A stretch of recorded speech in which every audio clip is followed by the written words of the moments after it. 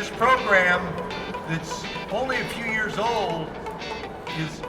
really indicative of where Idaho is today. But whether you want to be a miner or whether you want to be a warrior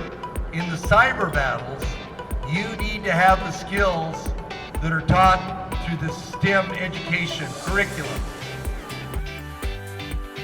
I'm telling you today that you kids that today are making the choice to study STEM, to learn STEM,